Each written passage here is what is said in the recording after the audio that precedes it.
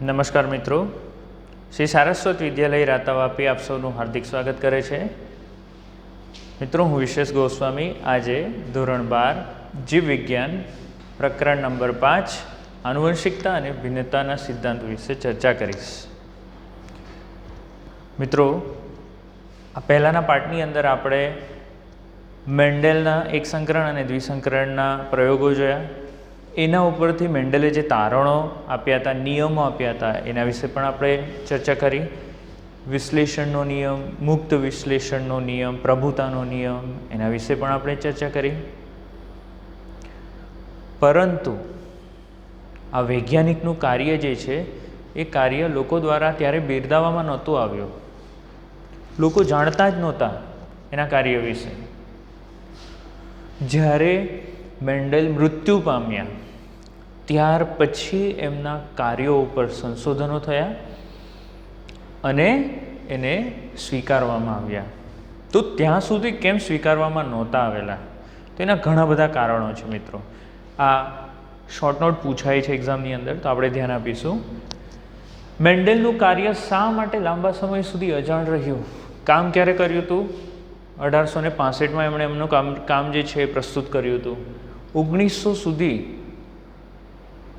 કોઈને ધ્યાનમાં જ નહીં આવ્યું એમનું કામ. તો એના ઘણા બધા કારણો છે. પહેલું કારણ, સરળ સંચાર વ્યવહારનો અભાવ. સરળ સંચાર વ્યવહાર ત્યારે નહોતો, ત્યારે એમના કાર્યનો બહોળો પ્રચાર પણ નહોતો થયો. સરળ સંચાર વ્યવહાર, દિલ્હીમાં કંઈ થયું હોય, ન્યૂઝ દ્વારા તરત જ આપણને વિધિના 30 સેકન્ડ ખબર પડી જશે કે ત્યાં શું થયું છે, શું થઈ રહ્યું છે. બરાબર છે? ઓકે. બહોળો પ્રચાર નહોતો થયો. તે જમાનામાં વોટ્સએપ નહોતું, ફેસબુક નહોતું, કોઈ સોશિયલ મીડિયા નહોતું.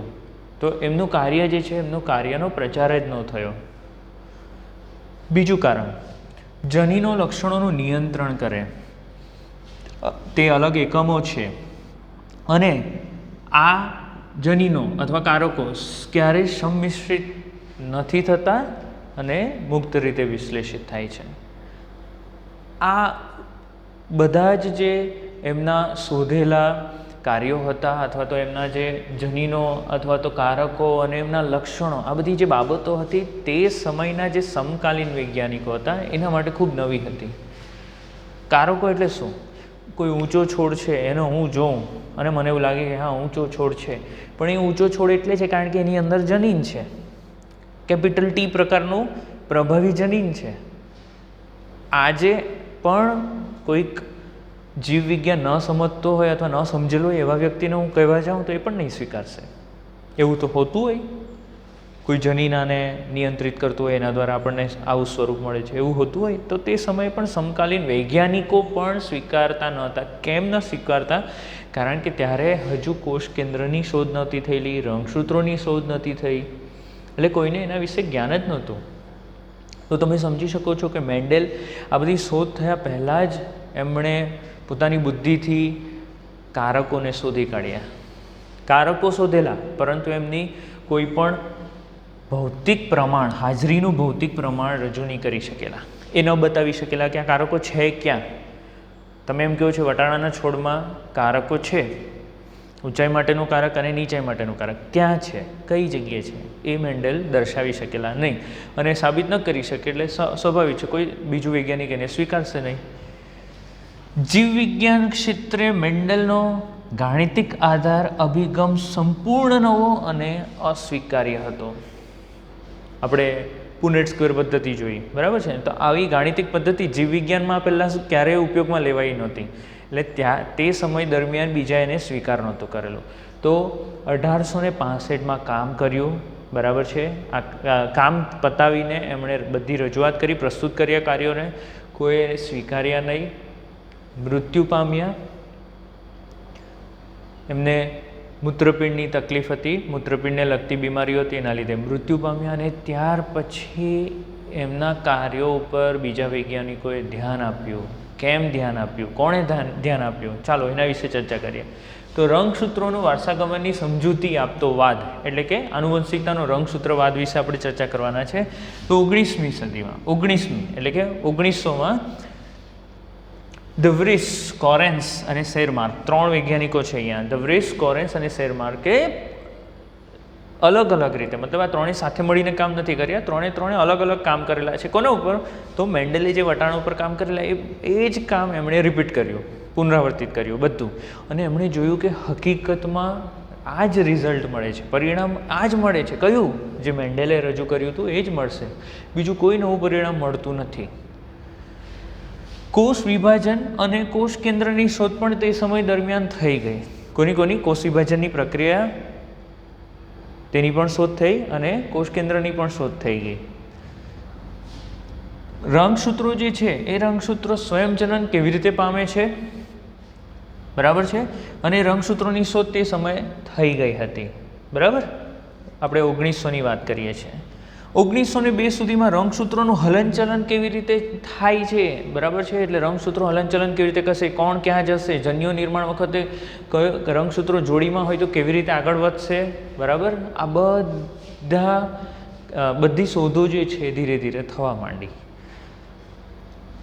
સટન અને બોવરી, વોલ્ટર સટન અને થિયોડોર બોવેરી, આ બે જે વૈજ્ઞાનિક છે, સટર અને બોવેરી, એમણે રંગસૂત્રોનો વ્યવહાર જનીન જેવો જ છે એવું એમણે જોયું. રંગસૂત્રો જે છે, રંગસૂત્રોનો વ્યવહાર કોના જેવો છે? તો જનીન જેવો, એટલે કે મેન્ડેલે દર્શાવેલા કારકો જેવો જ છે એ એમણે જોયું. તેમણે મેન્ડેલના નિયમો જે છે કે જેમાં એમણે કારકોની ગતિવિધિ કીધી હતી કે કારકો મુક્ત રીતે વિશ્લેષણ પામે છે, બરાબર છે, કારકોની જોડીમાંથી કોઈ એક જ કારક જન્યુમાં દાખલ થશે, બંને એકસાથે દાખલ ન થઈ શકે, બરાબર. તો તેવી જ ગતિવિધિ એમણે રંગસૂત્રોની ગતિવિધિ એમણે રંગસૂત્રોની પણ જોઈ. અને તેમણે આ જે મેન્ડેલના નિયમો છે એને રંગસૂત્રોની ગતિવિધિ દ્વારા ફરીથી સમજાવ્યા કે નહીં, રંગસૂત્રો આવી રીતે ગતિવિધિ કરે છે, મેન્ડેલે જે કારકો માટે કીધું હતું એ પણ એવી રીતે જ ગતિવિધિ કરે છે. તો ક્યાંક તો આ કારકો અને રંગસૂત્રો વચ્ચે સમાનતા હોવી જોઈએ એવું કંઈક સાબિત થયું. અહીં સમભાજન અને અર્ધીકરણ દરમિયાનની જે વર્તણૂક છે એ વર્તણૂકને આધારે આપણે સમજી શકીએ કે રંગસૂત્રોની ગતિવિધિ અને મેન્ડેલે દર્શાવેલા કારકોની ગતિવિધિ લગભગ સરખી જ છે, એમાં કોઈ ફેર નથી. જનીનોની જેમ રંગસૂત્રો પણ જોડીમાં આવેલા છે. જનીનો એટલે કે કારકો, મેન્ડેલે શું કીધેલું? હંમેશા જોડીમાં આવેલા હોય. કેવી રીતે? ક્યાં તો કેપિટલ ટી હશે, ક્યાં તો કેપિટલ ટી સ્મોલ ટી, ક્યાં તો સ્મોલ ટી, પણ જે બી હોય તે પણ એ જોડીમાં હોવા જોઈએ. રંગસૂત્રો પણ જોડીમાં આવેલા હોય, બરાબર. આપણે દ્વિકીય સજીવોની વાત કરી રહ્યા છીએ અહીંયા. એક જોડ જનીનના બંને કારકો સમજાત રંગસૂત્ર ઉપર સમજાત સ્થાને આવેલા હોય છે, બરાબર. સમજાત રંગસૂત્ર એટલે શું? તો એક ફાધરમાંથી આવેલું હોય, એક મધરમાંથી આવેલું હોય, અને બંને ઉપર જેટલા બી જનીનો હશે, ઉદાહરણ તરીકે અહીંયા 300 જનીન હોય તો અહીંયા પણ 300 જ જનીન હશે. અહીંયા આંખના રંગ માટેનો જનીન હોય તો અહીંયા પણ આંખના રંગ માટેનો જ જનીન હશે. અને આ એક પિતામાંથી અને એક માતામાંથી આવેલો હોય, અને એકબીજાને સમાન હોય એટલે એને સમજાત રંગસૂત્ર કહેવાય. તો અહીં સમજાત રંગસૂત્રો ઉપર જનીનોની જોડી સમજાત સ્થાને આવેલી હોય, એટલે કે આંખના રંગ માટેનો જનીન અહીંયા છે જે માતામાંથી મળેલો છે, તો પિતામાંથી આંખના રંગ માટે જવાબદાર જનીન પણ તમને અહીંયા જ મળશે, અહીંયા કે બીજા કોઈ સ્થાને જોવા મળશે નહીં. તો આપણા આ ટેક્સ્ટબુકની અંદર એક તફાવત રજૂ કરેલ છે ને, તફાવતમાં નામ નથી આપેલા કે કોને શું કહેવું, બરાબર. તો અહીંયા કીધું છે કે તેઓ જોડીમાં આવેલા છે, તેઓ પણ જોડીમાં આવેલા છે. તો આપણે પહેલેથી જ નામ આપી દીધું છે. આ રંગસૂત્રો છે, જનીનો, રંગસૂત્રો જોડીમાં આવેલા, હા સાચી વાત છે, બરાબર છે. કારકો બી જોડીમાં આવેલા છે, એટલે કે જનીનો બી જોડીમાં આવેલા છે. મેન્ડેલે કીધું હતું મેન્ડેલે કીધું હતું, અને હકીકત પણ છે કે જે જનીનો છે અથવા કારકો છે એ જોડીમાં જ આવેલા હોય છે. જન્યુ નિર્માણ દરમિયાન એવી રીતે વિશ્લેષણ પામે, રંગસૂત્રો જન્યુ નિર્માણ દરમિયાન એવી રીતે વિશ્લેષણ પામે કે જન્યુની જોડમાંથી એક જ જન્યુમાં એક રંગસૂત્ર પ્રવેશી શકે. એટલે શું? તો આમાંથી જ્યારે જન્યુનું નિર્માણ થશે, બરાબર છે, ત્યારે એક રંગસૂત્ર એક જન્યુમાં જશે, બીજું રંગસૂત્ર બીજા જન્યુમાં જશે. તો સેમ એવું જ થયું, એક રંગસૂત્ર અહીંયા ગયું એટલે એની સાથેનો જનીન પણ અહીંયા જશે. તો અહીં સમજાત જનીનો અથવા તો જનીનની જોડીમાંનો બીજો જનીન છે, સ્વાભાવિક છે, અહીંયા ન જઈ શકે ને, ક્યાં જશે? આ રંગસૂત્ર સાથે બીજા કોષની અંદર, બીજા જન્યુની અંદર જશે તો તે પણ જન્યુ નિર્માણ દરમિયાન વિશ્લેષણ પામે છે, છૂટો થાય છે અને માત્ર એક જ જનીન એક જન્યુમાં પ્રવેશે છે. બંને જનીનો એકસાથે એક જન્યુમાં પ્રવેશશે નહીં. ત્રીજું, અલગ અલગ રંગસૂત્રોની જોડી એકબીજાથી સ્વતંત્ર રીતે વિશ્લેષણ પામે છે. મિત્રો આ શું છે એ હું તમને સવિસ્તાર સમજાવીશ અત્યારે. અલગ અલગ રંગસૂત્રોની જોડી જે છે એકબીજાથી કેવી રીતે સ્વતંત્ર રીતે વિશ્લેષણ પામે છે. એટલે આપણે જન્યુનું નિર્માણમાં સંભાવના જોઈ, તમને યાદ હોય તો capital R capital Y, capital R small Y, small R capital Y, small R small Y, બરાબર. એ આ જ સાબિત કરશે, સમજાવીશ સવિસ્તાર. એક જ જનીનની જોડ બીજા જનીનની જોડથી સ્વતંત્ર રીતે વિશ્લેષણ પામે છે. આ દર વખતે સાચું નથી, પરંતુ કેમ સાચું નથી મિત્રો? કારણ કે જો જનીનો, બે અલગ અલગ જનીનોની જોડ એક જ રંગસૂત્ર ઉપર જો આવેલી હોય, બરાબર, તો પછી એ લોકો સ્વતંત્ર રીતે વિશ્લેષણ પામી શકે નહીં. એ આપણે સાબિત કરીશું, અત્યારે વધુ ચર્ચા કરવાની જરૂર નથી. ચાલો, તો મિત્રો અહીં રંગસૂત્રો જે છે એ રંગસૂત્રો કેવી રીતે એકબીજાથી સ્વતંત્ર રીતે વિશ્લેષણ પામે છે એના વિશે ચર્ચા કરીશું આપણે. તો મિત્રો અહીં આપણે દ્વિકીય સજીવોની વાત કરીએ છીએ. કેવા સજીવોની વાત કરીએ છીએ? દ્વિકીય સજીવોની. તો દ્વિકીય જે સજીવો છે એ દ્વિકીય સજીવોમાં રંગસૂત્રો જે છે રંગસૂત્રો કેવા છે? જોડીમાં. મનુષ્યની વાત કરી લઈએ. ચાલો મનુષ્યની વાત કરીએ તો મનુષ્યમાં રંગસૂત્રો કેટલા છે? તો કોઈ કહેશે 46, તો કોઈ કહેશે 23 જોડ. બંને વસ્તુ સાચી છે, પરંતુ આપણે કેવા છે? દ્વિકીય સજીવો છે. એટલે આપણે 46 રંગસૂત્રો બોલવાની જગ્યાએ આપણે 23 જોડ રંગસૂત્રો છે એવું બોલશું તો વધુ યોગ્ય કહેવાશે. તો મિત્રો અહીં રંગસૂત્રો કેવી રીતે વિશ્લેષણ પામે છે એના વિશે ચર્ચા કરીશ. તો પહેલાં હું અહીંયા દોરું છું જીવન ફેઝ, જીવન તબક્કો, બરાબર છે.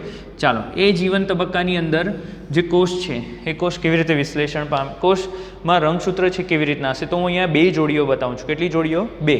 ચાલો,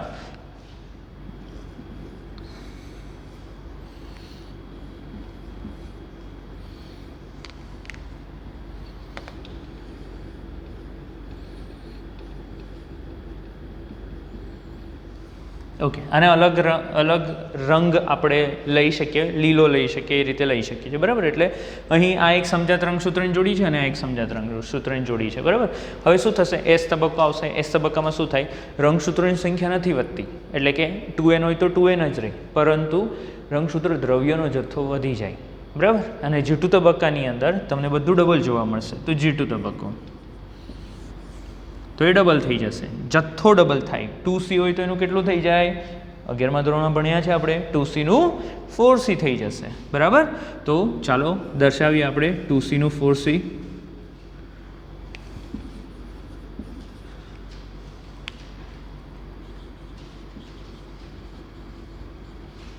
ચાલો, ત્યાર પછી હવે અર્ધીકરણ 1. અર્ધીકરણ 1માં આપણે ભાજનોત્તર અવસ્થાની વાત કરીશું, કારણ કે મધ્યાવસ્થા પટ્ટિકા બનશે અને તેના દ્વારા અથવા વિષુવવૃત્તીય તલ પ્રદેશ બનશે અને ત્યાર પછી જે રંગસૂત્રો છે રંગસૂત્રોની વહેંચણી થશે. ચાલો તો રંગસૂત્રોની વહેંચણી કરીએ આપણે. તો હવે લઈશ હું અર્ધીકરણ 1. અર્ધીકરણ 1 કે જેમાં આપણે ભાજનોત્તર અવસ્થા લઈએ છીએ, અવસ્થા 1, બરાબર. એની અંદર શું થશે? તો એની અંદર કંઈક આ રીતની વહેંચણી જોવા મળશે. આપણે એને ભાગલા અત્યારે મતલબ કે જોડે લઈ લઈએ છીએ.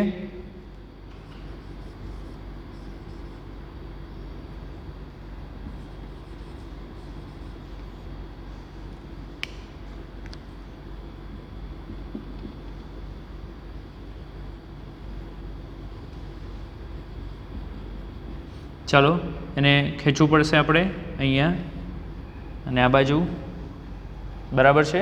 ઓકે, ચાલો. આ વિભાજન થવાથી રંગસૂત્રો જે છે એ રંગસૂત્રો અડધા વેચાઈ જશે, બરાબર છે. અડધા વેચાઈ જશે એટલે શું થશે? તો અહીં આ 2 રંગસૂત્રો આ બાજુ જશે અને આ 2 રંગસૂત્રો આ બાજુ જશે, એટલે 2 કોષ બનવાના અહીંયા, બરાબર. ચાલો તો 2 કોષ બતાવી દઉં અહીંયા.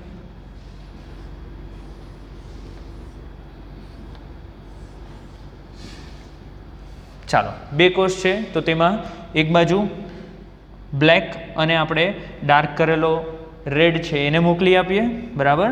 તો બ્લેક અને ડાર્ક કરેલો રેડ,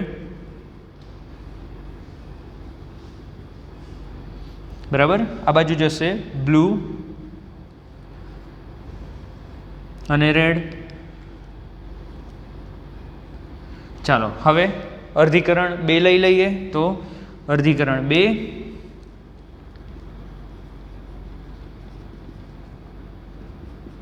તેની ભાજનાત્તર અવસ્થા 2 લઈ લઈએ. ચાલો એટલે ફરીથી એને અડધા કરવા પડશે. તો અહીં રંગસૂત્રો જે છે અડધા અડધા સેન્ટ્રોમિયર દ્વારા વેચાઈ જશે અને તમને અહીં 4 કોષો પ્રાપ્ત થશે. કેટલા? 4. તો મિત્રો હું દર્શાવું છું અહીંયા 4 કોષો. 1 2 3 4. ચાલો તો એમાં વહેંચણી કેવી રીતે? તો એકમાં અડધું બ્લેક, તો અડધું બ્લેક અહીંયા આવશે, અડધું બ્લેક અહીંયા આવશે, બરાબર છે. રંગસૂત્રોનો અડધો ભાગ અહીં અને અડધો અહીં, બરાબર. ચાલો તેવી રીતે જે ડાર્ક કરેલો લાલ રંગસૂત્ર છે એનો અડધો ભાગ અહીંયા આવશે અને અડધો ભાગ અહીંયા આવશે. ઓકે, ચાલો બીજું. તો અહીં જે ભૂરું રંગસૂત્રનો અડધો ભાગ આ જન્યુમાં અને આ અડધો ભાગ આ જન્યુમાં, અને લાલ રંગસૂત્રનો અડધો ભાગ આ જન્યુમાં અને અડધો ભાગ આ જન્યુમાં. તો તમે 4 અલગ અલગ જોઈ શકો છો અહીંયા, બરાબર છે. ઓકે, કાળા સાથે ડાર્ક લાલ, ભૂરા સાથે સામાન્ય લાલ, બરાબર. હવે મુક્ત રીતે વિશ્લેષણ કેવી રીતે પામે? જન્યુ અહીંયા એવું કીધું કે અલગ અલગ રંગસૂત્રોની જોડી એકબીજાથી સ્વતંત્ર રીતે વિશ્લેષણ પામે છે. સ્વતંત્ર રીતે વિશ્લેષણ પામે એટલે શું? તો આપણે આ જે કિસ્સો છે આ કિસ્સાને અલગ રીતે બી લઈ શકીએ, બરાબર. કેવી રીતે? અર્ધીકરણ 1 દરમિયાન જે અહીં હું એક જ કલર લાવું છું એટલે કોઈ કન્ફ્યુઝન નથી થતો. અર્ધીકરણ 1 દરમિયાન ગોઠવણી આ રીતની નથી થતી. કેવી રીતની થાય? આ બાજુ કાળો રંગસૂત્ર છે, આ બાજુ ભૂરો જ રંગસૂત્ર છે, પરંતુ અહીં નીચે જે સામાન્ય લાલ છે આ બાજુ ગોઠવાશે અને જે ડાર્ક લાલ છે આ બાજુ ગોઠવાય છે, બરાબર. ચાલો તો એના લીધે શું થશે? તો એના લીધે અહીં ગોઠવણી કંઈક આ રીતની થઈ જશે.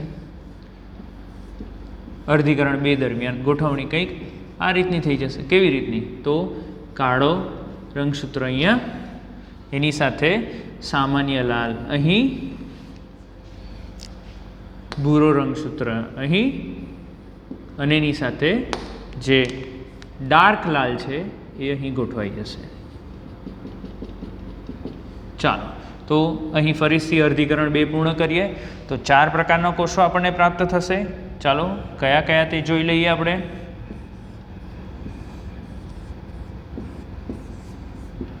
તો તમે જોઈ શકો છો કાળાને અડધા અડધા વેચી કાઢીશું આપણે. તો એની સાથે કયો આવ્યો? સામાન્ય લાલ આવી ગયો. તમે જોઈ શકો છો સામાન્ય લાલ આવ્યો, બરાબર. ત્યાર પછી અહીંયા ભૂરા અડધા વેચાયા, તો એની સાથે ડાર્ક લાલ આવ્યો. તો બંનેમાં ફરક પડ્યો. જુઓ તમે, કાળો સામાન્ય લાલ, તો તેની જગ્યાએ અહીંયા કાળો ડાર્ક લાલ, ભૂરો ડાર્ક લાલ, તો એની જગ્યાએ ભૂરો સામાન્ય લાલ. અલગ રીતે વિચારીએ આપણે આને. ચાલો સમજાવું છું તમને. આ કેપિટલ વાય, આ સ્મોલ વાય, આ કેપિટલ આર, આ સ્મોલ આર, બરાબર છે. કાળો કેપિટલ વાય, ભૂરો small Y, dark red dark લાલ જે છે કેપિટલ આર અને સામાન્ય લાલ જે છે એને સ્મોલ આર કહીએ છીએ, બરાબર. ચાલો તો એ કેવી રીતે મુક્ત રીતે વિશ્લેષણ પામશે? તો તમે જોઈ શકો છો જોડી કેવી રીતે બને છે જન્યુઓની, બરાબર. તમે અહીંયા જોઈ શકો છો. આ શું થશે? કાળો અને સામાન્ય લાલ છે એટલે કેપિટલ વાય સ્મોલ આર, બરાબર. આ પણ કેપિટલ વાય સ્મોલ આર એટલે એને ફરીથી નથી લખતો. બીજું કેવી રીતે બનશે અહીંયા? તો સ્મોલ વાય, ભૂરો છે એટલે સ્મોલ વાય અને ડાર્ક લાલ છે એટલે કેપિટલ આર, બરાબર છે. ત્રીજો આપણે જોઈએ કાળો અને ડાર્ક લાલ. તો કાળો એટલે કેપિટલ વાય અને ડાર્ક લાલ એટલે capital R, capital Y capital R. અને અહીં તમે જોઈ શકો છો આ બંને સરખા જ છે એટલે બંને અલગ અલગ નથી લખતો, એક જ વાર લખું છું. અહીં સ્મોલ વાય ભૂરો અને સ્મોલ આર,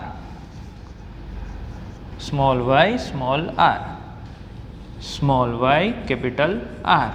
તો તમે જોઈ શકો છો 4 પ્રકારના જન્યો આપણને જે મેન્ડેલના એક દ્વિસંકરણના પ્રયોગમાં આપણે ભણેલા હતા તે મળી ગયા અહીંયા. શું કેપિટલ નીચેથી જોઈએ તો capital Y capital R, capital Y small R, small Y capital R, small Y small R. તો તમે જોઈ શકો છો કેપિટલ વાય સાથે કેપિટલ આર પણ જઈ શકે, સ્મોલ આર પણ જઈ શકે. સ્મોલ વાય સાથે કેપિટલ આર પણ જઈ શકે, સ્મોલ આર પણ જઈ શકે. બરાબર છે. અને મુક્ત વિશ્લેષણનો નિયમ કહેવાય. બરાબર. રંગસૂત્ર મુક્ત રીતે વિશ્લેષિત પામે છે.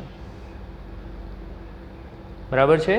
અહીં તો આ વસ્તુ સમજ પડી તમને. આ આપણા ટેક્સ્ટબુકમાં પણ આપી છે, અલગ અલગ રંગોથી આપી છે, ત્યાં અલગ રંગો દર્શાવેલા છે. તે રંગોને તમે ધ્યાનમાં લેશો તો તમને ખબર પડી જશે ત્યાં પણ, અને તમને ખ્યાલ આવશે કે કેમ 4 પ્રકારના જન્યો બને છે. 4 પ્રકારના જન્યો અહીંયા તમે નોંધી શકો. Capital Y, small Y, capital R, small R હોય તો 4 પ્રકારના જન્યુ કયા કયા બને આપણે આગળ ચર્ચા કરી જ છે. Capital Y capital R, capital Y small R, small Y capital R અને સ્મોલ વાય સ્મોલ આર. 4 પ્રકારના જન્યો કેવી રીતે બને તો અહીં એ સાબિત કરેલ છે. આમ રંગસૂત્રો જે છે એ રંગસૂત્રો મુક્ત રીતે વિશ્લેષણ પામે. આ રંગસૂત્રની સાથે આ જ જશે એવું જરૂરી નથી. આ પણ જઈ શકે, આ પણ જઈ શકે. આ રંગસૂત્રની સાથે આ જ જશે અથવા તો આ જ જશે એવું નથી. આ પણ જઈ શકે, આ પણ જઈ શકે. બરાબર છે. તો અહીં તમે જોઈ શકો છો કે કંઈક આ રીતે રંગસૂત્રો જન્યુઓમાં મુક્ત રીતે વિશ્લેષણ પામે છે. બરાબર છે. આનુવંશિકતાનો રંગસૂત્રીય વાદ વિશે આપણે આનાથી આગળ સવિસ્તાર સમજીશું. તો મહેરબાની કરીને એકવાર આ જે થિયરી છે એ બરાબર વાંચશો તો આપણે હવે આની આગળ જે તકલીફ થવાની છે સંલગ્નતા એને વધુ સારી રીતે સમજી શકીશું. અહીં તમે જોઈ શકો છો કે સટન વૈજ્ઞાનિકે અહીં આ જે રંગસૂત્રો છે એ રંગસૂત્રો કેવી રીતે વિશ્લેષણ પામે છે એને કોની સાથે સરખાવ્યા તો મેન્ડેલના કારકો સાથે સરખાવ્યા. બરાબર. મેન્ડેલના કારકો જેવી રીતે વિશ્લેષણ પામતા હતા તેવી રીતે અહીંયા પણ રંગસૂત્રો વિશ્લેષણ પામે છે. બરાબર. અને એને આનુવંશિકતાનો રંગસૂત્રીય વાદ તરીકે રજૂ કર્યું. કેવી રીતે? આનુવંશિકતાનો રંગસૂત્રીય વાદ. તો આ જે મેન્ડેલના કાર્યો હતા એ મેન્ડેલના કાર્યોને જુદા જુદા વૈજ્ઞાનિકોએ જુદા જુદા સજીવોમાં પ્રયોગો ચાલુ કર્યા. બરાબર. અત્યાર સુધી જે કાર્યો થતા હતા એ બધા વનસ્પતિઓ ઉપર થયા. પહેલાં વટાણા ઉપર થયા અને ત્યાર પછી અન્ય વનસ્પતિઓ ઉપર થયા. ત્યાર પછી જુદા જુદા વૈજ્ઞાનિકોએ એના ઉપર ફરીથી કામ કરવાનું ચાલુ કર્યું. પરંતુ અન્ય સજીવો એટલે કે ઉદાહરણ તરીકે પ્રાણી તરીકે લે તો એક વૈજ્ઞાનિક થોમસ હન્ટ મોર્ગન આપણે એના વિશે ઘણી બધી માહિતી લેવાના છે. એમના કાર્યો વિશે ઘણી બધી માહિતી લેવાના છે એટલે યાદ રાખીશું. તો આ જે મોર્ગન વૈજ્ઞાનિક અને એમના જે સાથીદારો હતા એમણે ફળમાખીનો ઉપયોગ કરીને મેન્ડેલના જે કાર્યો છે એ મેન્ડેલના કાર્યોનું પુનરાવર્તન કર્યું. તમને શું લાગે છે મેન્ડેલને જે પરિણામો મળ્યા હતા 3:1 અથવા તો 1:2:1 સ્વરૂપ પ્રકાર પ્રમાણ અને જનીન પ્રકાર પ્રમાણ, શું આમાં એ જ પરિણામો મળ્યા હશે? હા, ના? ચાલો આપણે જોઈશું. બરાબર. પહેલો પ્રશ્ન એ થવો જોઈએ કે જેવી રીતે મેન્ડેલે વટાણાને જ કેમ પસંદ કરેલા? પ્રિય વનસ્પતિ હતી એવું તો નહીં, આપણે ઘણા બધા કારણો જોયા છે એના. તો તેવી રીતે મોર્ગને ફળમાખીને જ કેમ પસંદ કરી? બરાબર. એમણે ફળમાખી ઉપર કામ કર્યું તો ફળમાખીને જ કેમ પસંદ કરવામાં આવી? ફળમાખી ડ્રોસોફિલા મેલેનોગેસ્ટર. બરાબર. એને આપણે ડ્રોસોફિલા તરીકે ઓળખીશું. ફળમાખી ડ્રોસોફિલા એ જ કેમ પસંદ? તો એના કારણો છે. પહેલું, તે પ્રયોગશાળામાં સંશ્લેષિત માધ્યમમાં સહેલાઈથી ઉછેરી શકાય. તમે પ્રયોગશાળામાં એને જેવી રીતે આપણે વટાણાના છોડને ગાર્ડનમાં સરળતાથી ઉછેરી શકીએ તેવી રીતે આ ફળમાખીને પણ પ્રયોગશાળામાં ચોક્કસ સંશ્લેષિત માધ્યમમાં ઉછેરી શકાય. પહેલું રીઝન. ત્યાર પછી બીજું, જીવનચક્ર ટૂંકું છે, 2 અઠવાડિયાનું. એટલે કે 14-15 દિવસનું, 14 કે 15 દિવસનું, 15 દિવસનું. ચાલો, આનાથી શું ફાયદો થાય? જીવનચક્ર ટૂંકું છે. વટાણામાં પણ જીવનચક્ર ટૂંકું હતું, સિઝનલ પ્લાન્ટ હતો, તો એ ફાયદાકારક હતું. કેમ? કારણ કે 15 દિવસ જે છે, 15 દિવસના જીવનચક્રમાં તમે 3 તબક્કા જોઈ શકો. કયા કયા? જુવેનાઇલ તબક્કો, પ્રાજનનિક તબક્કો અને વૃદ્ધત્વ. બરાબર, આ 3 તબક્કા. એટલે શું? પ્રાજનનિક તબક્કો બી બહુ જલ્દી આવી જાય, એટલે તમને તરત જ નવી સંતતિ ઉત્પન્ન થાય. નવી સંતતિ એટલે તમે ઘણી બધી પેઢીઓ જે છે, પેઢીઓનું તમે અવલોકન કરી શકો. બરાબર, જેવી રીતે આપણે પહેલાંમાં જોયું P પેઢી, પછી F1 પેઢી, F2 પેઢી. બરાબર, એના માટે મેન્ડેલને કદાચ વર્ષ જેટલું લાગ્યું હશે, અથવા તો વર્ષથી ઓછું લાગ્યું હશે. અહીં તમે મહિનાની અંદર અહીં 2 પેઢીઓ તો આરામથી જોઈ શકો છો. બરાબર છે, 2 મહિનામાં 3 થી 4 પેઢી, 4 પેઢી તમે જોઈ કાઢો, અથવા 5 પેઢી જોઈ કાઢો. તો આ તો વટાણાના છોડ કરતાં પણ ફટાફટ તમને પેઢીઓમાં અભ્યાસ કરી શકો. સમજ પડી? તો અહીં જીવનચક્ર ટૂંકું છે, ફાયદાકારક છે આપણા માટે. મનુષ્યમાં જો તમે અભ્યાસ કરવા જાઓ, તમે વિચાર કરો કે એક મનુષ્ય, નર અને માદા વચ્ચે પ્રજનનની પ્રક્રિયા થાય અને બાળક ઉત્પન્ન થાય. હવે એ બાળકની અંદર તમે જો F2 સંતતિ જોવા જશો તો બીજા તમારે 20 વર્ષ કાઢવા પડશે. અહીં એવું જરૂરી નથી, ફટાફટ તમને રિઝલ્ટ મળી જશે. એટલે ટૂંકો જીવનચક્ર છે એ ફાયદાકારક છે. બીજું, એક વખતના સંવનન દ્વારા, એક વખતની પ્રજનનની પ્રક્રિયા દ્વારા ખૂબ વિપુલ માત્રામાં સંતતિ ઉત્પન્ન થાય છે. આ બી એક ફાયદો છે. કેવી રીતે મિત્રો? ખબર? કારણ કે અહીં આપણે મેન્ડલની વાત કરીએ તો T સ્મોલ t, બરાબર, એના દ્વારા F1 સંતતિ જે છે, F1 સંતતિની અંદર T સ્મોલ એટલે કે બધા ઊંચા જ મળેલા એને. તો અહીં કંઈ 1 કે 2 છોડ નહોતા પ્રાપ્ત કરેલા એણે, તો આ બંને વનસ્પતિ દ્વારા બહુ મોટી સંખ્યામાં બીજો ઉત્પન્ન કરાવેલા, અને એ બધા ઉગાડીને એણે ધારી લો કે 1000 જેટલા છોડો ઉગાડ્યા, અને એ બધા જ ઊંચા. એટલે એણે સાબિત કર્યું કે બરાબર છે. આની વચ્ચે ફરજથી સંકરણ કરવામાં આવ્યું, તો અહીં કંઈ T સ્મોલ t આવો રિઝલ્ટ મળ્યું, જેને આપણે 1:2:1 અથવા તો પછી જે સ્વરૂપ પ્રકાર છે 3:1 કીધા.